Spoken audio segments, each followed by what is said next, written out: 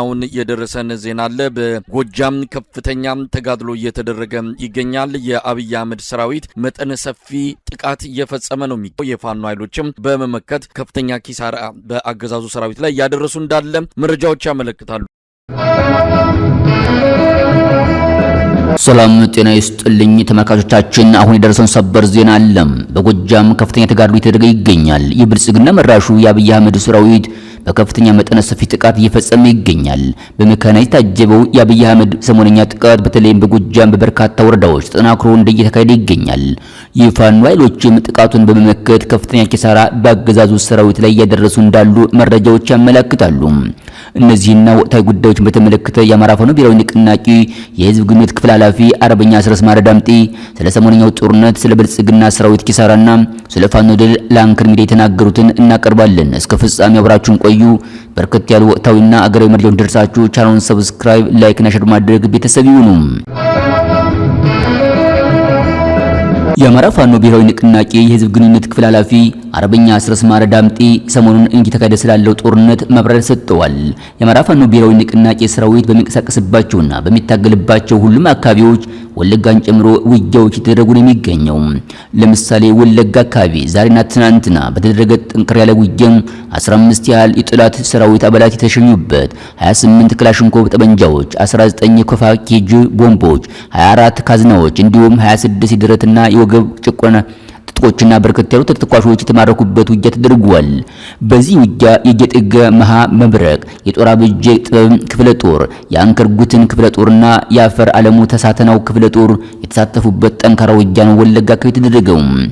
ለአምስት ሰዓታት የተወሰደ ውጊያ ነው የተደረገው።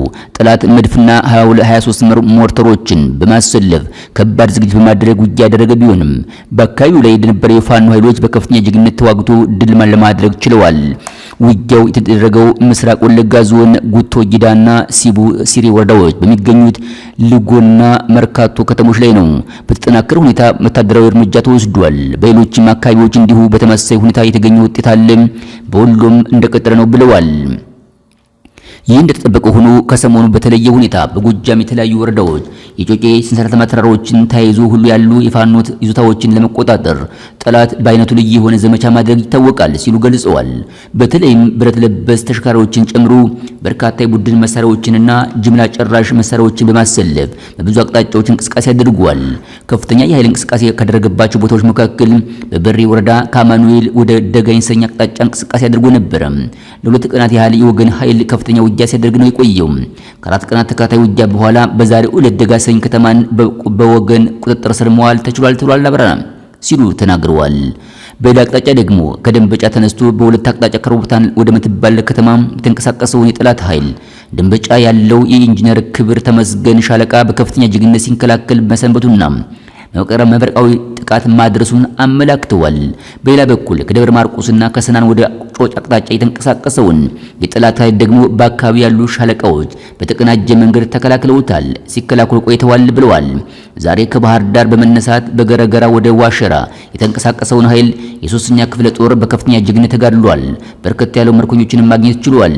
በዚህ ዘመቻ ጠላት ቢኤም ሮኬቶችን፣ መድፎችን፣ ሞርቶችንና ሌሎች ከርቀት የሚተኮሱ ጅምላ ጨራሽ መሳሪያዎችን በጣም በሚያሳዝን ሁኔታ በየአካባቢው የሚንቀሳቀሰው ማህበረሰብ በሚንቀሳቀስበት ሰዓት የተጠበቀ በዘፈቀደ ወይንም ሁሉም አቅጣጫ በተመተኮስ በርካታ ሲቪሎች ላይ ጉዳት አድርሷል ሲሉ ተናግረዋል።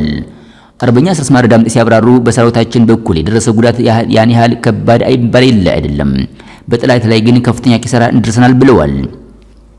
ጠላት ይህንን ወታደራዊ ዝግጅት ለወራት አስቦና አቅዶ በዋናነት ትልልቅ የፋኖ ቤዞች ላይ ናቸው የተባሉ ቀጠናዎችን ጉዳት በማድረስ ወይንም እዛ አካባቢ ጠንካራ ኦፕሬሽን በማድረግ ወደ ሌላኛው የጦርነት ምዕራፍ ለመንቀሳቀስ አስቦ የሄደበት ርቀት ነው።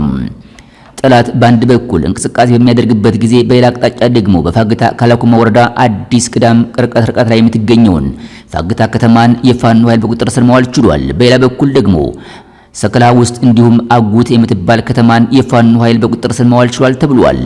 ስለዚህም በተለመደው የውጊያ ስልት በደፈጣ በጠላት ላይ ጉዳት ከማድረስ ጎን ለጎን የሳሳ ጠላት ላይ ባለባቸው ቦታዎች በመግባት በጠላት ላይ ከፍተኛ ጉዳት እያደረሰና የጠላትን ከፍተኛ ወታደራዊ ወረራና ዘመቻ በበቃት በጽናትና በቁርጠኝነት በመመከት ላይ ነው የሚገኘው ሲሉ አስረድተዋል።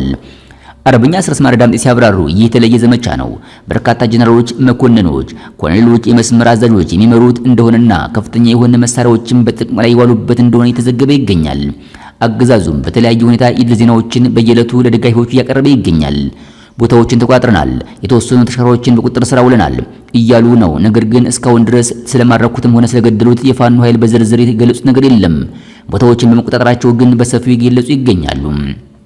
አገዛዙ በጎጃም በዚህ ደረጃና በዚህ መጠን ሰፊ ጥቃት ለመፈጸም የገባበት ምክንያት ከዚህ ቀደም ከሳምንታት በፊት በተደረገ አውደ ውጊያ በተለይ ደጋዳሞት አካባቢ ጠላት ከፍተኛ ኪሳራ አስተናግዶ ነበር። የክፍለ ጦር አዛዥ ኮሎኔልም ጨምሮ የተገደሉበት በርካቶች የተማረኩበት ውጊያ ተደርጓል። የጠላት ኃይል ከዚሁ ደጋዳሞት ቀጠና ከዚህ በፊት በተደጋጋሚ ከባድ ኪሳራዎችን አስተናግዷል። አንድ ያቁጭትና እል ስለያዘው እዛ አካባቢ በእግረኛ ሰራዊት መድረስን እንደ ተአምርና እንደ ትልቅ ነገር በመቁጠር ካልሆነ በስተቀር ምናልባት አንድ ወይም ሁለት ፒካፕ ተሽከርካሪዎች ቢይዙ እንኳን ፋኖ ከራሳቸው የተቀበላቸው ተሽከርካሪዎች ናቸው ብለዋል። አንድ ተሽከርካሪ ቢወሰድ 20 እና 30 ተሽከርካሪዎች በአንድ ቀን መማረክ ይቻላል። ይህ ቁም ነገር የሚቆጠር አይደለም። እነሱ በሚያወሩት እንግዲህ ከአቅማቸው በመነሳት አስቀድመው ካሰቡት ነገር በመነሳት በተለይ ከፍተኛ አመራሩን እንመታለን፣ ከፍተኛ አመራሩ ቤዝ እዚህ ነው ጋር ያለው እዚያ ነው ያለው በሚሉ ስሌት ከፍተኛ ወታደራዊ እንቅስቃሴ አድርገው ከፍተኛ በጀት በጅተው አሉ የሚባሉ ኤክስፐርቶቻቸውን አሰማርተው የሚያደርጉት ኦፕሬሽን በመሆኑ ያ ነገር በመኝታቸው ልክ ሰነድ ላይ በማስቀመጡት ልክ ውጤት እንዳለው አድርገው ለፕሮፓጋንዳ ፍጆታ ለማዋል የሚዘግቡት ዘገባ እንጂ ይህ ነው የሚባል ጎልቶ የሚታይ የሆነ ጉዳት በፋኖ ላይ ማድረስ አልቻሉም። ይልቁንስ በእነሱ በኩል በተለይም እግረኛው ሰራዊት ከፍተኛ ጉዳት ነው ያስተናገደው። የጠላት እግረኛ ሰራዊት በርካታ ቦታዎች ላይ በርካታ የተነፍስ ወከፍ መሳሪያዎችም ተማርከዋል።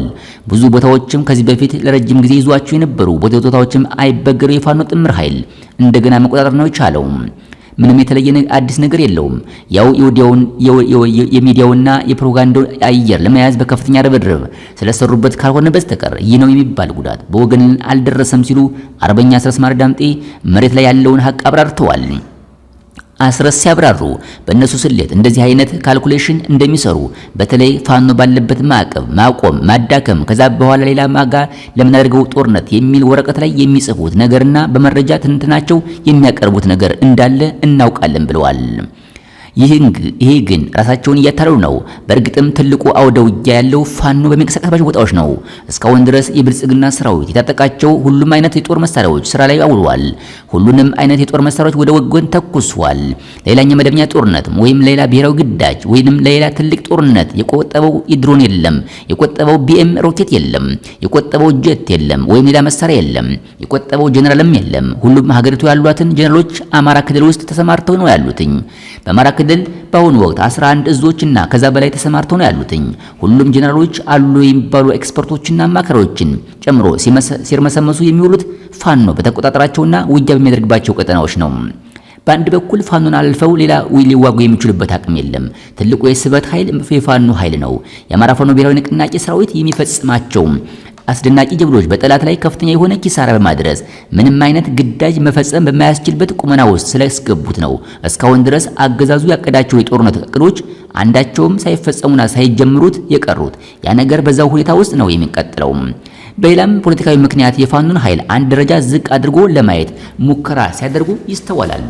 እውነታው ትልቁ ኃይል ትልቁ የስበት ማዕከል የአገዛዙን የመከላከያ ሰራዊት በሚገባ መገገዝገዝና ማዳከም የመፈጸም አቅሙን ውጊያ የማድረግ አቅሙን ያቀደውንና ያሰበውን ኦፕሬሽን የማሳካት አቅሙን በብዙ እጥፍ መቀነስ ሳይሆን ማንኮታኮት ጭምር የቻለው የፋኖ ሰራዊት እንደሆነ ባለፉት 3 ዓመታት የተደረጉ ውጊያዎችና የደረሰበትን የትግል ደረጃ የሚመሰክረው ሀቅ ነው ብለዋል አርበኛ አስረስ።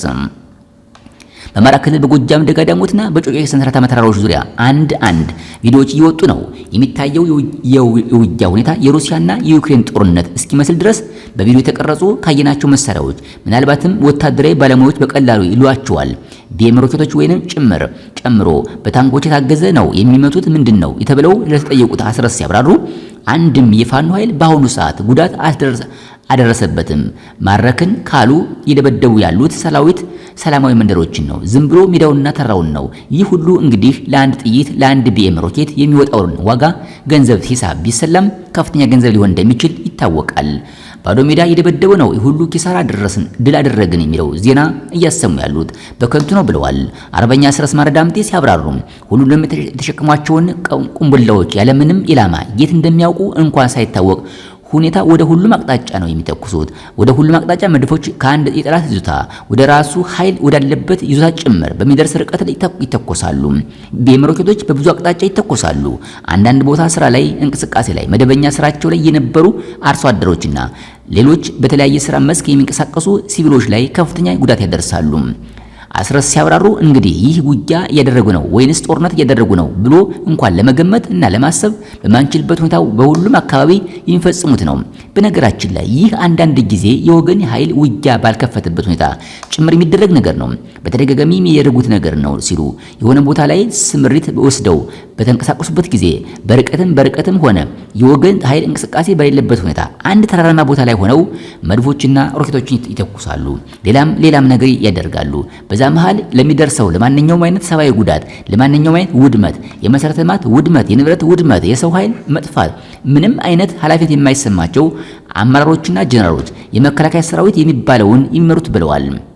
እንዲሁ የባዶ መወራጨት ነገር ካልሆነ በስተቀር እንግዲህ እየተደረገ ያለው የትጥቅ ትግል ነው፣ የሽምቅ ትግል ነው። በዚህ መንገድ በዘፈቀደ በመተኮስ ወደ አዩት ጫካ ሁሉ ወደሚጠረጥሩ ተራራ ሁሉ በመተኮስ ድል ማድረግ አይችሉም።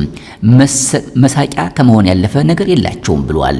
ይልቁንም ከፍተኛ የሆነ የኢኮኖሚ ድቀት ያስከትሉ ይሆናል በአገሪቱ ላይ የነሱንም ስነ ልቦናና የውጊያ ሞራል ጭምር የሚጎዳ ተግባር የሚፈጽሙ ካልሆነ በስተቀር አንዳችም ጠቀሜታ የለውም ብለዋል። ነገር ግን በተደጋጋሚ የሚያደርጉት ነው። ሰሞኑንም በደጋ ዳሞት የጎጃም አካባቢ ተሸክመው ይዘውት የነበሩት መስጦር መሳሪያ በተሽከርካሪውም በሰው ጉልበትም የሚጫኗቸው ከባድ መሳሪያዎች በዚሁ መንገድ በዘፈቀደ ወደ ተለያየ አቅጣጫ በመተኮስ የተለመደውን የሽብር ተግባር ከመፈጸማቸው በስተቀር ሌላ የተለየ በወገን ኃይል ላይ ይህን የሚባል ጉዳት ማድረስ አልቻሉም ብለዋል። እዚህ ጋር ደጋዳሞት ሆነ ፈረስ ቤት በተደጋጋሚ ይመጣሉ። በተደጋጋሚ እየተመቱ ይመጣሉ። ላለፉት 3 ዓመታት እንዲህ አይነት ነገር ነው የቆየው። በሺዎች የሚቆጠሩ ሰራዊት የተማረኩበት የተመሰሱበት የደጋዳሞት ምንጊዜም የማይረሱ ሁለት ዋና የተጋድሉ ታሪኮችንም በዚሁ ላይ መጥቀስ ይቻላል። አዛዦች ሳይቀሩ የተመቱበት የተማረኩበት ነው። አሁንም ተመሳሳይ ነገር ነው። ቦታዎችን ይቆጣጠራሉ። ምናልባትም መጪው ጊዜ ምን ሊመጣ እንደሚችል በግልጽ የሚታወቅ ይሆናል። በሁለት መሰረታዊ ምክንያቶች የሰሞኑ ጥቃት ምንም አይነት ተጽዕኖ አልፈጠረም። አንደኛው እንደሚታወቀው የፋኖ ሰራዊት የሚጠቀማቸው መሳሪያዎች፣ የሚጠቀመው ሎጂስቲክስ፣ አሰፋፈሩና ነባራዊ ሁኔታው ለነሱ የቡድን መሳሪያ ጥቃት ወይንም የጅምላ ጥቃት የሚመች አይደለም። በተከታታይነት በተፈጸሙ የድሮን ጥቃቶችም ጭምር ሲግኒፊካንት የሆነ ጉዳት ማድረስ አልቻለም በወገን ኃይል ላይ። ስለዚህ ከየትኛውም እንቅስቃሴያችን ሊገድቡንና ሊያግዱን የሚችሉ አይደሉም። ሁለተኛው ነገር ይህንን እንቅስቃሴ ከማድረጋቸው አስቀድሞ ከቀናት በፊት አንድ ቦታ ላይ ከመድረሳቸው ከ4 ቀን በፊት 5 ቀናት አስቀድሞ አስተማማኝ የሆነ መረጃ ፋኖ ስለነበረው በቂ ዝግጅት አድርጎ ነው የምንጠብቃቸው ሲሉ አብራርተዋል። አርበኛ አስረስ ሲያብራሩ መዋጋት ያለብን ቦታ ላይ ለደፈጣ ጥቃት በሚመች ኢላማ ውስጥ በገቡልን ሰዓት በደፈጣ ጥቃት እርምጃ እንወስዳለን። ለሱ ባልተመቹ ሰዓት ደግሞ ቦታ በመለወጥና በመቀየር የጠላት ኃይል የሳሳበትን ስስ ቦታ በመምረጥ እዛ ላይ እንመታለን። በዛ መሰረት ምርኮኛችንን እናገኛለን፣ ተተኳሾችን እናገኛለን። በእነሱ ባገኘናቸው ተተኳሾችና ምርኮች ደግሞ እንደገና ሰራዊታችን እናደራጃለን። ይህ ላለፉት 3 ዓመታት የቀጠለ ዑደት ነው። በቀጣይ የምናደርገው ውጊያ ምናልባት በመልካቸው፣ በይዘታቸው፣ በአፈጻጸማቸው፣ በውጤታቸው ጭምር ከዚህ ለየት ያሉ ስለሚሆኑ ለዛ ስትራቴጂክ ማጥቃትና ሌሎች ውጊያዎች የምናደርገው ዝግጅት ባለበት ነው እንደጠበቀው ነው የሚቀጥለው ብለዋል። አሁን እየተደረገ ያለው ኦፕሬሽን ያንን ዝግጅታችንና ያንን ሂደታችንን የማደናቀፍ አቅም የለውም። ምንም አይነት ይህ ነው የሚባል የማደናቀፍ ውጤትም የለውም። በተግባር በውጤት ደረጃ በእንቅስቃሴ ደረጃ ከአንድ ቦታ ወደ ሌላ ቦታ በመንቀሳቀስ ሰፊ ጂኦግራፊን ሊሸፍን ይችላል። የጠላት ሰራዊት ያንንም ሲያደርግ የተሰባሰበ ኃይል በመጠቀም ነው። ከብዙ ቦታ ያጠራቀመውንና ያሰባሰበውን ኃይል በመጠቀም ነው። ስለዚህ በዛ ሂደት ሰራዊት በከፍተኛ ሁኔታ በአካል ይደክመዋል፣ መሰላቸት ያጋጥመዋል። በዚህ መሰላቸት መሃል በየሰፈረበት ተራራ ሁሉ እየከዳ የወገንን ኃይል እየተቀላቀለ ነው ያለው። በውጤት ደረጃ ከነሱ ኪሳራም ይከናወናሉ። በእኛ በኩል ደግሞ የትግሉ ባህሪም የኛ የቆየ ልምድና በቂ ዝግጅትም ስላለ ወደፊትም የምናደርገው የትግል እንቅስቃሴ ላይም ሆነ አሁን ባለን የሰራዊታችን አቅም ላይ አንዳችም ተጨባጭ ጉዳት ማድረስ አልቻሉም ብለዋል። አክለውም ይህ ሲባል በማህበረሰባችን ላይ፣ በህዝባችን ላይ፣ በእናቶች ላይ፣ በህፃኖች ላይ በየጊዜው የሚያደርጉትን ጉዳት፣ የሚፈጽሙት ግድያ፣ ያስገድዶ መድፈር ወንጀል፣ የዘረፋ ወንጀል አሁንም እንደቀጠለ ነው። በዚህ ረገድ እጅግ አስከፊና ዘግናኝ ዘጠኝ ማጥፋት ወንጀሎች፣ የዘር ማጥፋት ወንጀሎች፣ የሰብአዊ መብት ወንጀሎች እየፈጸሙ ነው ያሉት። በሰራዊታችን ላይና በውጊያው አቅማችን ላይ ግን ይህ ነው የሚባል ጉዳት አላደረሱም እነዚህ ኦፕሬሽኖችን በማለት ተናግረዋል። በተጨማሪም አርበኛ አስረስ ዳምጤም ሲያብራሩ ደመናው እንደተጠበቀ ያህል አይደለም። እስካሁን ድረስ ዝናባማ በሚባል አካባቢዎች ላይ ጭምር በቂ ዝናብ እየጠመነ አይደለም። በቂ ደመናም የደመና ሽፋንም የለም። ይህ በእንግዲህ በተፈጥሮ ጉዳይ አይንገባም። በእርግጥ የሐምሌ አጋማሽ ላይ ነን። ያ ነገር እየሆነ አይደለም።